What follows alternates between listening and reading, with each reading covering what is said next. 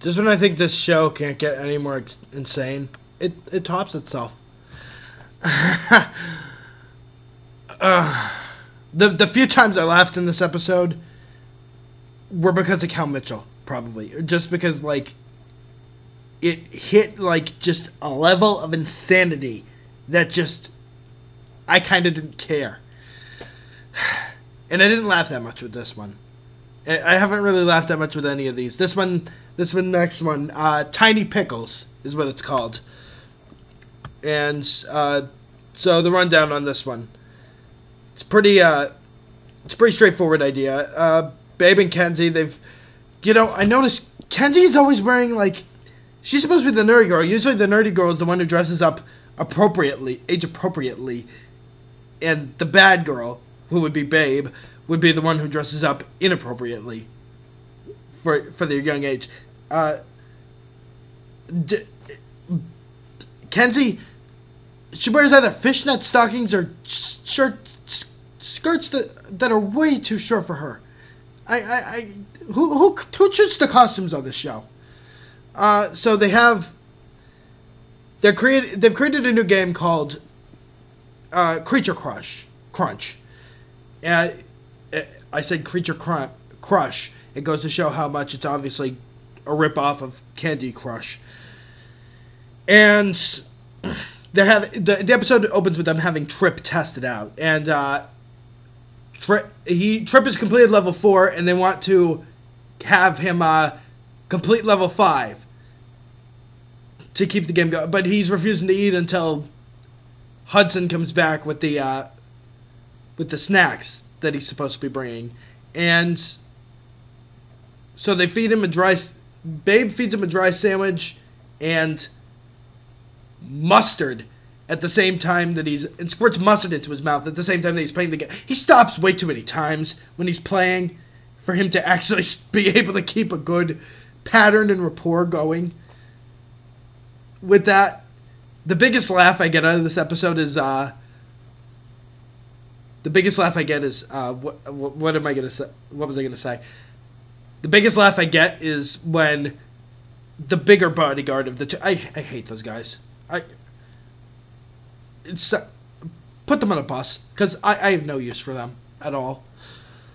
So one of the bodyguards, the bigger one, Bunny, I believe is his name. He asks Dub if he can go use the bathroom, or if he'll take him to the bathroom, and he goes, "Buddy, you're a grown man!"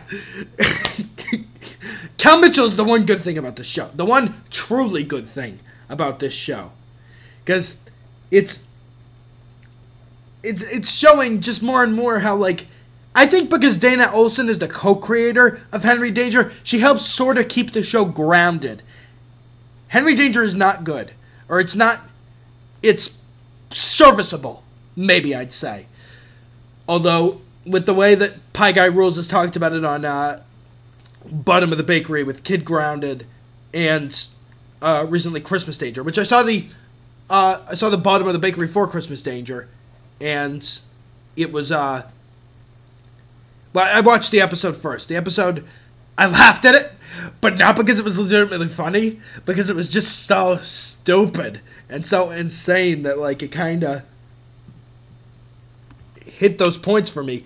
Oh, and after, like, after they play the level 5 or something, like, Hudson shows up with this weird, like, homeless woman or something, and he says, "Yeah, you told me to bring candy. I brought a woman named Candy. She was yelling out on the street." Oh my fucking god! And she offers them her toothbrush. They all say no. Hudson is considering doing it, and they're like, "Hudson, don't do that!" I'm not getting it. I'm really not getting where this is coming from. Where are these ideas? What are they thinking? It's just... Yeah, so they're going to be going on the Helen Show. Yvette Nicole Brown, because they were watching Drake and Josh a couple episodes ago, if you recall. Apparently, there's no logical... It's just the Schneiderverse. It's just... He doesn't give a fuck. Like, if his characters from his other shows come in to the show, the show that he references the shows in. So yeah, they're watching a clip from Drake and Josh, and then Helen shows up in another episode. They did that in Victorious too. I mean, it's talk about one of the laziest gimmicks ever, just to like sort of like fan service. And who are they even fan servicing to anymore? It shows how bankrupt they are of their ideas that they would. This happens. So yeah, I'm not even scratching the surface yet. That's just the first. That's just the intro, the cold opening, and it has so they go on the Helen show, which clearly the Ellen show. Yeah, how clever. As Roger Ebert says, how highly humorous. That was from the latter Part 6 review. Yeah, and then, like, they sweep them out of school, and the bodyguards take their place in the class. The teacher is clearly not fooled. No one is fucking fooled by this. I'm not getting it. I'm really not getting it. It's unfathomable to me. It's really unfathomable. I can't figure it out. Who could figure it out? And let's see. So on the show, they're going to be introducing. Oh, they have this interesting, and this goes nowhere though. They have a trip at their school. The girls are all crazy about him because his dad is famous. His dad is right there, so I'm surprised they're not swarming him instead. And then, like, he wants to attend the public school now, and then, like, his father's like, nope, not time to the school. Bunny, get him out of here.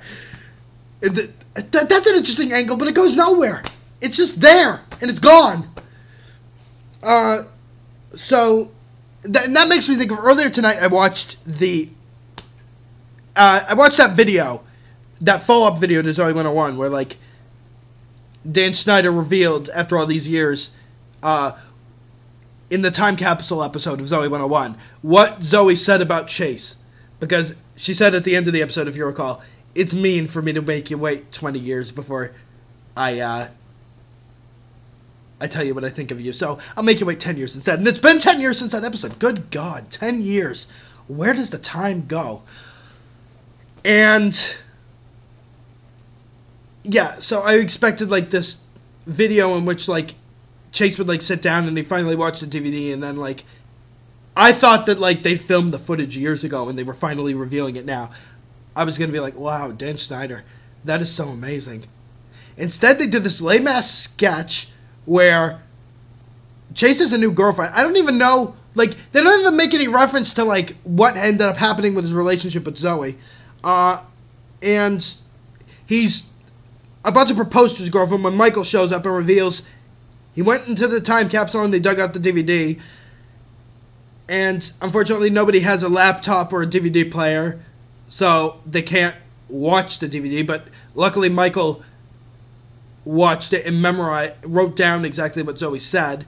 So he reads it off to the. Could they not get Jamie Lynn Spears to come back and do this? I know, and film like a video, film like that scene again. And like I said, I thought what they did was they filmed the scene, planning to, like, maybe use it at the end of the series years ago, and they weren't unveiling it until just now. And I was like, before I watched the video and I thought that was the case, I was like, wow, that's really special. Nope, Dan Schneider doesn't do special. He doesn't do special at all fucking ever.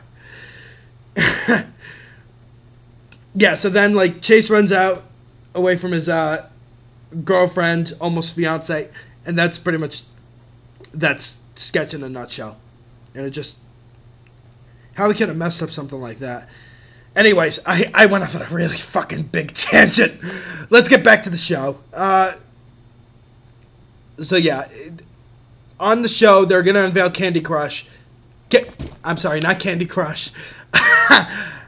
Creature Crunch, and Double G reveals he had a dream last night where all these fucking insane things happened, and he says that is the basis for their new game, Tiny Pickles.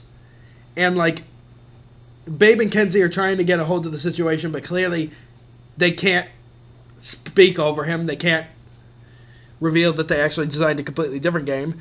And so that means they're stuck with having to create his idea, which they think is completely lame. And it is a lame idea. And so they do end up creating the game, and it's, as they expected, it's a lame game. I haven't played any of these games on Nick.com. I probably don't intend to. I'd save if I was to play any games on Nick.com, I'd save that time for like older games I played on Nick.com when I was younger. And Dub feels bad about that, and he decides to have his bodyguards kidnap Matt Bennett, who is the guest on the next episode of Helen's show. Wow. And he to tell everybody about how he messed up in saying that their next game was Tiny Pickles. But instead, Babe, Kenzie, Trip, and Hudson, they all come on and they reveal like Tiny Pickles. They redesigned Creature Crunch with all of the graphics from Tiny Pickles in order to still have the game and still get the game that Dub promised everyone.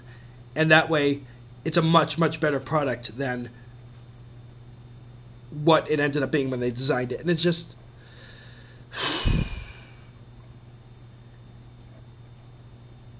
yeah, there are a few little funny bits in this episode. Like, there's dialogue bits that are funny. And you know, they bring up Pickles. I'm amazed no Good Burger jokes. Really.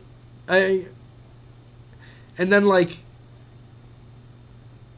Clam-Aid, and then there's this weird like drug related joke or something in which like Trip berates Dub for going back to that like clam place that serves that really bad food, and he's like, I thought you were done with that. You always say you quit. You never do quit though. It's just it all plays so hollow. And, yeah, this is about as bottom of the bakery as you can get. I brought it back to Pie Guy Rules.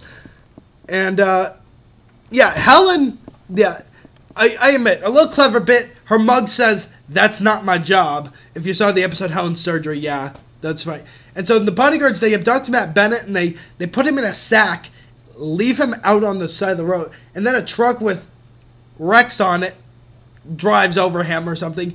It's amazed that his legs aren't broken.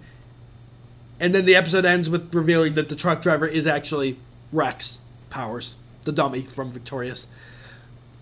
Talk about a Gainax ending if I've ever seen one before. Even more of a Gainax ending than Sponge Out of Water was.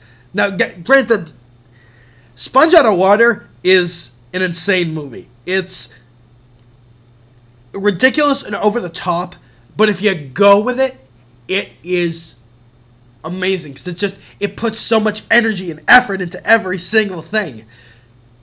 This show does not do that. This show is just Dan Schneider relying on his formula, derp-de-derp-de-derp, and it's really ringing hollow, and I'm wondering what it's going to take for him to finally wake up. For him to finally get it. And they had that weird woman in the pilot. I don't know what her name is. I don't care. She's weird. She's manic. She's over the top. And that black woman always says, "Game Shakers! Game Shakers!" I don't get it. I don't get her shtick. Now, granted, I haven't seen all... That's like the first I've ever seen of her. If I did watch any of her stuff, I probably wouldn't find it amusing. There you go. So, yeah, just because of how friggin' insane... This show isn't friggin' insane, though, in an enjoyable way like Sponge Out of Water. Because Sponge Out of Water does sort of have a logic within itself, even though it makes you ask questions about, wait, this doesn't make sense, that doesn't make sense. They don't want you to ask those questions. Here, they don't give a fucking shit. And it shows.